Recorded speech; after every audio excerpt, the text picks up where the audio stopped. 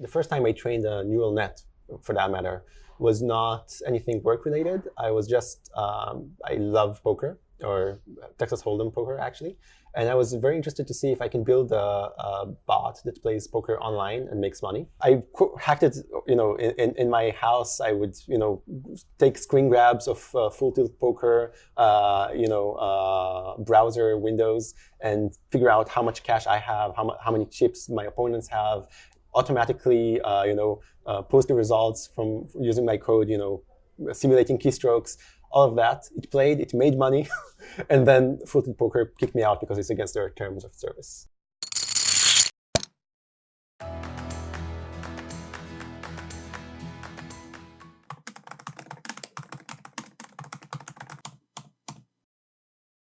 So how did you get started in machine learning? In terms of employment, my first employer was the Israeli army. That's a typical career path for Israeli geeks. During those 3 years, I basically gained all the skills on the job for doing machine learning. I had all the foundational background in education for it, but actually got things done in machine learning in my first employment. What kind of projects did you work on at LinkedIn? Throughout my tenure there, I belonged to the knowledge graph team on LinkedIn, which basically means that our goal was to make sense of all the data that we have on LinkedIn and mold it into a fashion that is useful for other teams to do machine learning or apply models on top of. Let's start with a super simple example. Let's say someone typed in software eng and someone else typed software engineer and someone else typed software engineer with a spelling mistake. Figuring out that all of these are exactly the same thing, they're all software engineers, is the very, fundamentals of what my team did. But you don't end up with this clear-cut, dimensional representation where you go, oh, dimension number 5 is music talent. But you train a model using techniques that resemble word2vec, using TensorFlow as the tool for the task, where what you end up with is an embedding, a representation, right? For every entity, you have 100 numbers or so that you can ask questions on, and you can ask, okay, is X similar to Y? Are people who have X tend to move into Y? So for example, machine learning engineer might become a senior machine learning engineer, or data scientist might become a machine learning engineer, and so on. So that was a very broad project that, with the output being every entity on LinkedIn, schools, skills, job titles, all of them end up in the same space. And that's all great. And the reason it was eventually impressive to the people who decide who to hire and who to promote and so on was that, bottom line, I was able to connect it to our ads platform and show that after all of this, magnificent work, I'm able to, an A/B test show that it gets LinkedIn extra millions of dollars in a year, right?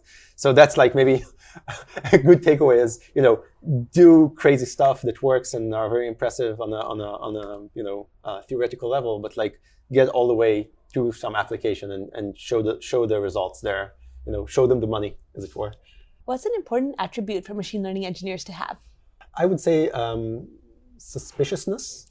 The number one pitfall for machine learning engineers or data scientists is they push so hard to improve on a metric, on a test set, that they lose sight of the fact that what they really care about isn't making their accuracy higher on a specific test set, but to make their model good for the real world. At LinkedIn, I think LinkedIn became notorious at some point, worldwide, for being a crazy spam factory, right? Everyone got an email from someone inviting them to LinkedIn. My mom is on LinkedIn. She signed up because she got an email. She didn't know why people were sending her these emails, but she clicked the button and the email stopped. So she was happy, and LinkedIn were happy because they moved their metric, right? The one number they wanted to push, more members incremented by 1. But she never interacted with anyone. She never, got a job through LinkedIn. She didn't get or generate any value after joining the platform. This suspiciousness is something that's very important, on the business level too, right? You define a metric that you're trying to move, and then you find out it's not important. So of course, you realized it's not a great idea to only push the number of members up. What we end up doing is looking at the data and seeing what actually predicts members being productive on the platform. So it's stuff like having more than X connections, having more than 50 connections, having a job title on your resume, having all of these things that we see that people have them. But here's where suspiciousness comes into play. What automatically happened if you just let machine learning models run willy-nilly and just try to optimize for this number? Okay, we say that it's really important for a member to have exactly 50 connections. They graduate from bronze to silver levels. Your machine learning model, what are you going to do? You're going to push connection recommendations to everyone with exactly 49 existing connections, right? Always being on guard for how you might be circumventing what you're trying to achieve, and how your models might be cheating on you, and sort of like improving on the thing you wanted to improve but not really, is super important. Yeah, so I think suspiciousness is a very good attribute to have. Now you're a machine learning freelancer. Mm-hmm. What does a typical week look like for you? Typically, I work mostly with startups. So being very fast and very willing to refocus on something else, always being on the hunt for the lowest hanging fruits is a huge part of what the value I have to offer to my clients. So that's one part of the week, talking to clients and understanding their problems right now and whether they've changed from a week ago. And writing code to train deep neural net or LSTM or whatever on the cloud. So, it's a mixture of a bit of DevOps, right? Like just getting the machines up and running, making sure that the experiment's still going well, and so on. Dealing with finite resources on the machine, and modeling work, which is thinking of where the model is currently failing and what other features I could be throwing at the problem, and what differences in architecture I could be making to my models to get a better result. What's your favorite and least favorite thing to do as a machine learning engineer? Not knowing what the answer is going to be.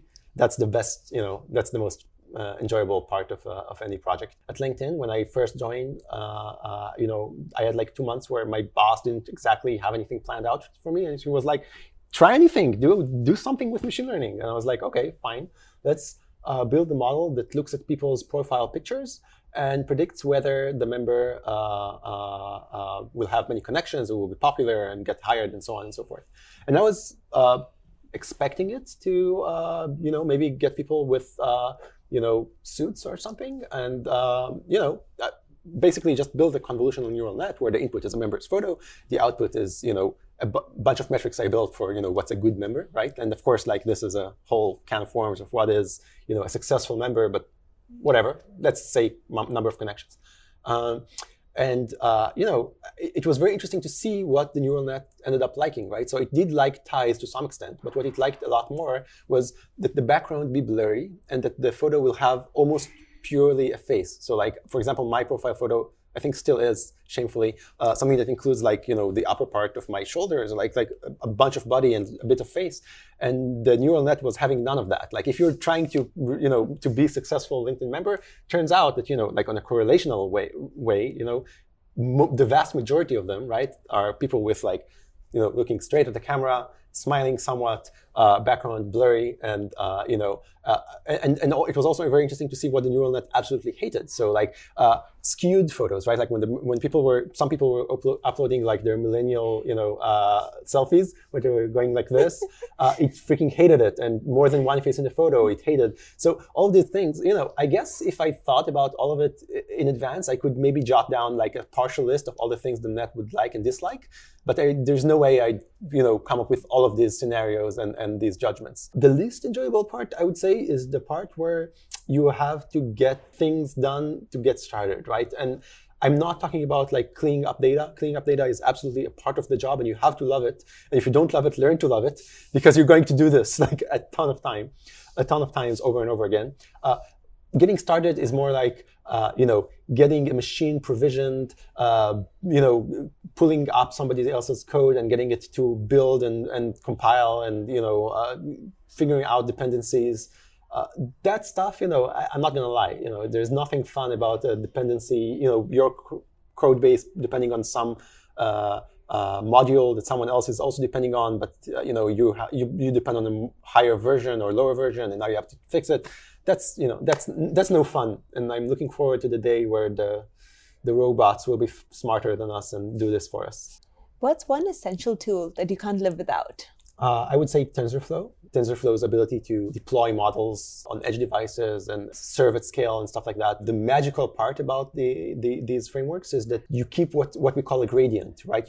You're able to ask a question of like, if I wanted to give a different output, exactly how would I need to change all of my degrees of freedom in my model along the way, right? So the fact that I can do this lets me do something we call, gradient descent or optimization algorithms, and very quickly and efficiently solve for how to perform the best on a given problem.